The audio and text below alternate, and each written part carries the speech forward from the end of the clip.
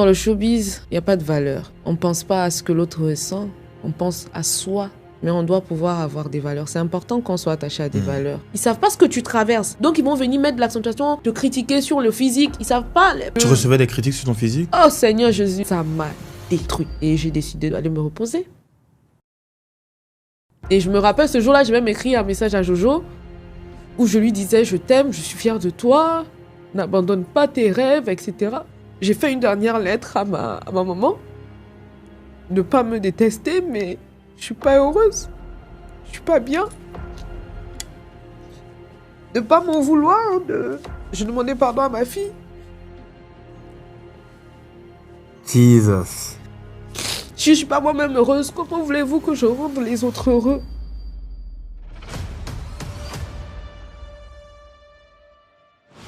Aujourd'hui, comment tu te sens? Je me sens très très bien. Facebook nous a bénis de 2020 à 2022. Mais on était des bigs. Mais comment vous aviez les idées de contenu? On avait un cerveau qui était Jojo. Et Jojo, c'est un businessman. Et l'enfant là, son cerveau tourne beaucoup. Jojo, tu l'enfermes quelque part, tu dis travaille. Quel est le plus grand montant que tu as tué sur une vidéo? J'ai une seule vidéo. J'ai une vidéo qui m'a rapporté 100 millions. Tellement l'argent, plus que moi-même. Parce que je me tuais au travail que pour avoir l'argent. Je me suis dit, ce sera toujours là. Et j'ai fait un peu du gâchis. Avant de me réveiller, je me suis un peu réveillée trop tard. Trop tard. L'argent était fini.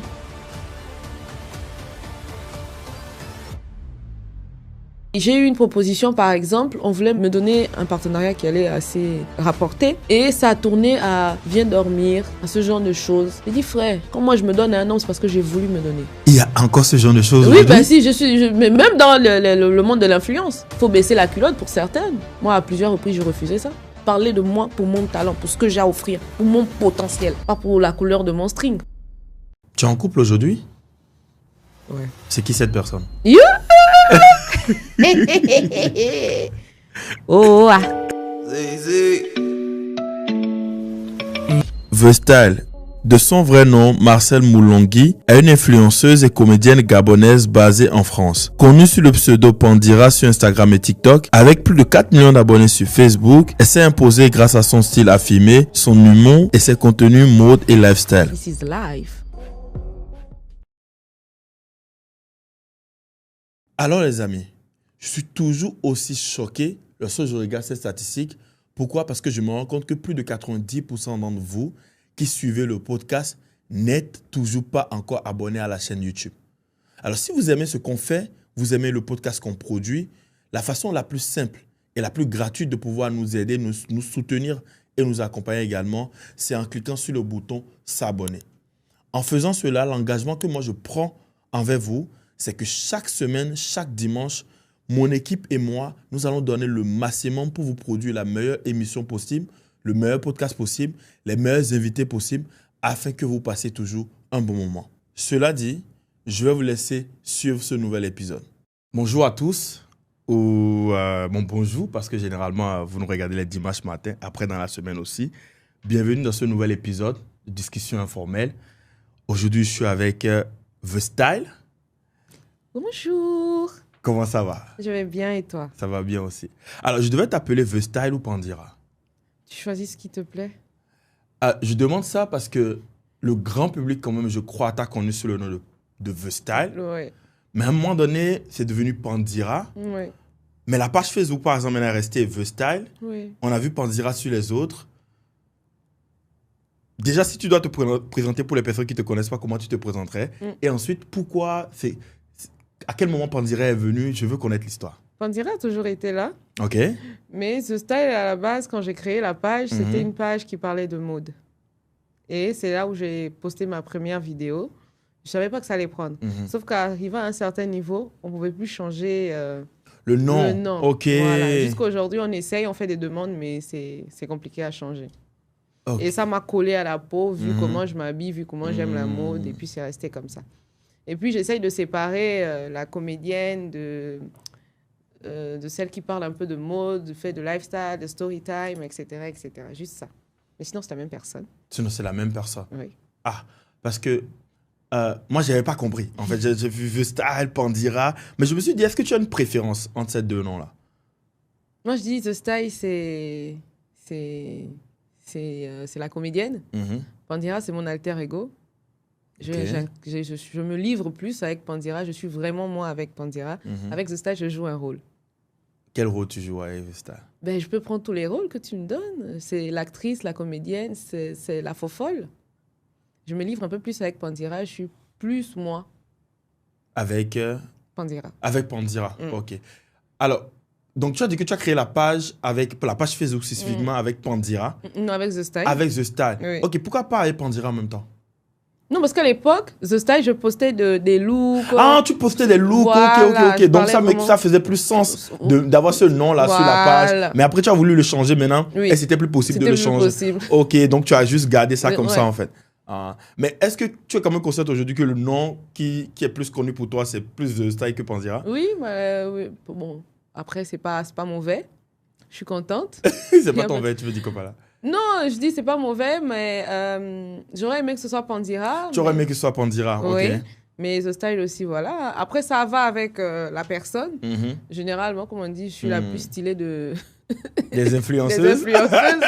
Donc, ça va, ça correspond. Balle perdue pour les influenceuses. Et j'ai pas dit ça. Donc, voilà un peu. Alors, Pandira. Oui. Quand on parle de toi, on parle beaucoup de Jojo. Ouais.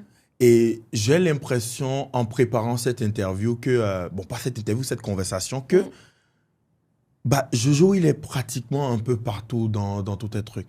N'importe quel plateau télé, n'importe quel truc. Première question qu'on te pose, c'est est-ce que tu es en couple avec Jojo? C'est quoi vos relations? Et je me suis promis que je n'allais pas faire ça. Merci. Je pas faire ça, pardon. Ça devient fatigant à la fin. Ça devient fatigant à la fin. Et j'ai l'impression que tu as répondu à la question à 10 000 reprises. Et de quand même ce que moi j'entends dans ta réponse, il n'y a pas vraiment de réponse claire. C'est que tu joues un peu le jeu. Oui, Jojo, c'est ton petit, c'est ton amour. C'est une relation de grande sœur à petit frère. Exactement. Après, tu vois, tu embrouilles un peu. Mais moi, ce que j'aimerais savoir, c'est pas forcément tout ce côté, est-ce que vous êtes ensemble, tout ça. Parce qu'après, la vie personnelle, la vie professionnelle, la vie privée, c'est une histoire dont on va parler. Mais à un moment donné, on sait quand même que vous avez arrêté le travail. Oui.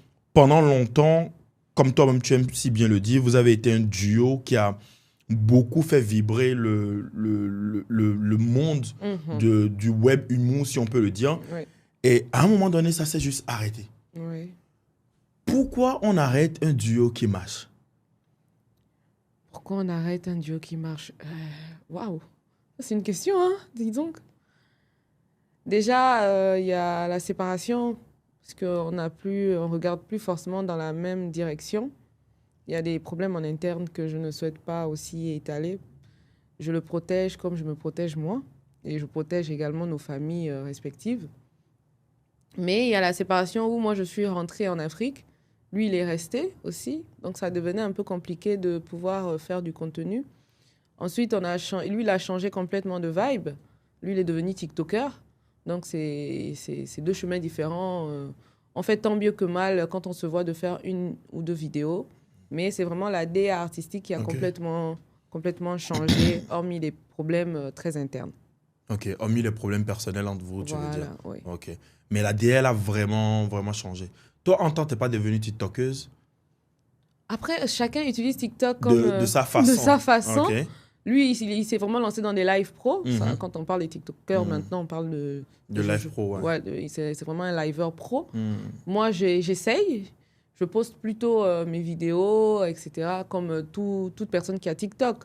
Mais dire que je suis TikTokeuse, je dirais non. Je suis une go de Facebook, de YouTube.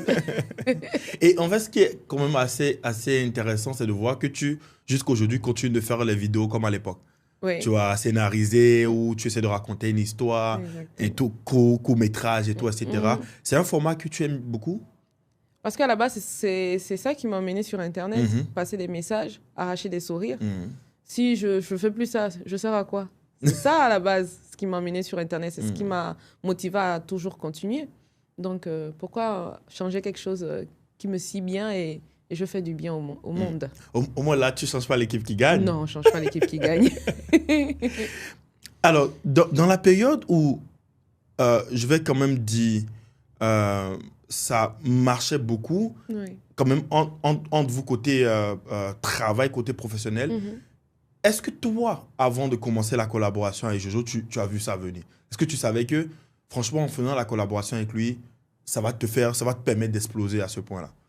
À la base, déjà, avant c'est quelqu'un que je regardais beaucoup notamment ouais. à l'époque où il faisait C'est qui ça? C'est quelqu'un qui me faisait déjà vibrer. Donc, quand je suis arrivée en France, j'ai contacté plusieurs personnes. Je ne m'attendais pas forcément à ce qu'il réponde, mais c'est lui qui a répondu. C'est même d'ailleurs le seul. Et je suis fait une tournée une fois et 2 fois. Après, je pense que lui, il a vu ce que moi, peut-être, je ne voyais pas. Et c'est quelque chose que Jojo il a l'œil de voir ce qui peut lui produire quelque chose. Ouais, ça, vraiment, il a l'œil. Donc, on a décidé, on a fait 1, 2, 3 vidéos. Déjà, parce qu'avant de connaître Jojo, moi, je buzzais déjà chez moi aussi. Donc, c'est cet assemblage-là qui a donné quelque chose. Et quand on vu de voir les statistiques, excuse-moi, on a compris que c'est quelque chose qui peut marcher. Et surtout, comment le public l'a accueilli, on a dit, bon, on va surfer sur ça, tout simplement. Alors, votre slogan de... Bébé na bébé. Bébé na bébé, chouchou na chouchou, ça vient d'où en fait? On tournait une vidéo. Et puis il a dit bébé na bébé, moi je répondais chouchou na chouchou. C'était pas prévu. Non, c'était pas prévu. Vous n'avez pas scripté ça avant la vidéo, c'était juste en plein tournage que c'est venu. En plein tournage. Wow. Et quand on a vu ça revenir en commentaire, on a encore refait et c'est de là que c'est parti. Ok, donc la première vidéo vous l'avez sortie, les gens ont mentionné ça en commentaire. Oui, deuxième vidéo vous avez refait ça, et après c'est devenu un slogan. Un slogan, oui. Sinon, c'est parti d'une vidéo, on tournait comme ça. Et puis, il m'a appelé bébé na bébé, j'ai répondu comme ça. Instinctivement, limite. Chouchou na chouchou. Et c'est parti, tout simplement. Et ce qui est incroyable avec ce slogan-là, je crois que c'est un slogan qui a beaucoup marqué les esprits. Et à un moment donné, je crois, quand vous sortez une vidéo en même temps, tout le monde venait commenter bébé na bébé, chouchou na chouchou.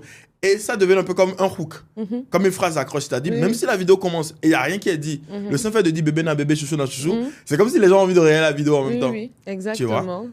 Après, on avait même une vision derrière. C'est juste que, comme je dis, on ne doit pas étaler beaucoup de choses. On voyait vraiment... on voyait amener ce slogan un peu plus loin. Créer une marque, par exemple. Créer une marque, oui. Il y avait ça. Lancer une marque de t-shirts et casquettes. Vraiment, il y avait beaucoup de choses à faire avec ce slogan. Mais bon, on n'a pas profité. Franchement... On n'a pas eu la vision. Vous n'avez pas eu la vision. Non, peut-être vous avez la vision et peut-être les problèmes personnels ont peut-être...